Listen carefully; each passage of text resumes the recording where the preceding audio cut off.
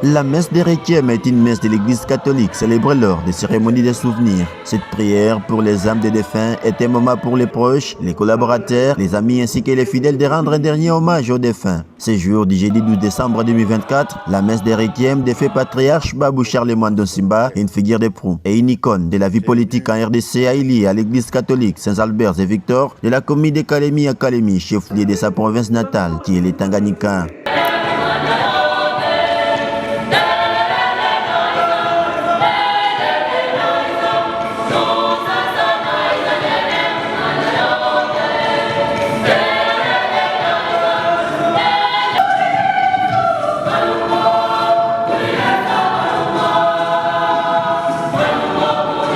Ils sont nombreux, hommes et femmes, députés provinciaux, ministres provinciaux, son fils biologique, M. Charles et Philippe Mwando, les cadres du parti politique Ensemble pour la République et autres, pour prier et chanter à la gloire de Dieu pour que l'âme du patriarche Babou Charles Mwando Nsimba puisse reposer en paix. L'officiant du jour, Abbé Philippe Gachi, dans son homélie, a retracé d'une manière succincte le parcours, les combats politiques et sociaux de son vivant, défunt patriarche Babou Charles Mwando Nsimba, d'où il s'est inspiré du livre de Makabé, en passant par le livre biographique intitulé L'action politique en RDC, Charles Mwando Nsimba, une repère ouvrage qui a pour repère Jean-Pierre Songolo Kiwelewele.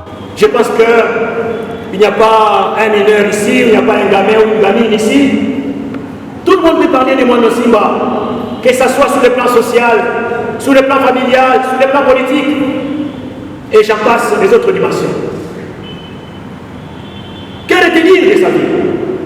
Je ne suis pas là pour faire sa publicité pour qu'il soit canonisé, mais au moins ça peut servir d'indice pour qu'il arrive un jour, parce que notre mission ici sur terre, c'est pour qu'un jour nous puissions accéder à cette église céleste, que nous devenions des saints. Nous ne sommes pas là pour rien. Nous sommes en mutation. Nous sommes dans un voyage. Et ce voyage sera couronné par la vie de sainteté.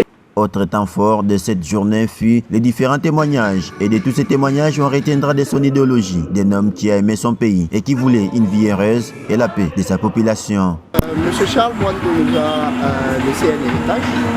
Et son héritage, c'est la province, c'est la République démocratique du Congo.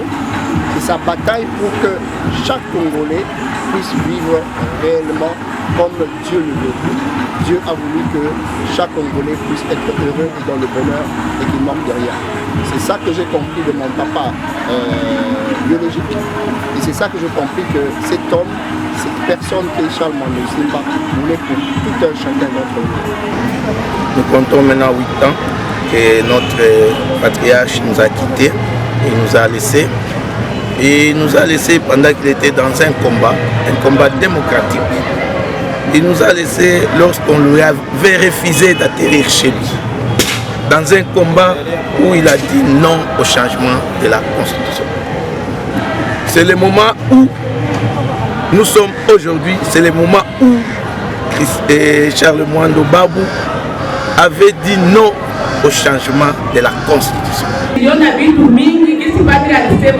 Mu social, mu kanisa, mu education, vile vyote alifanya.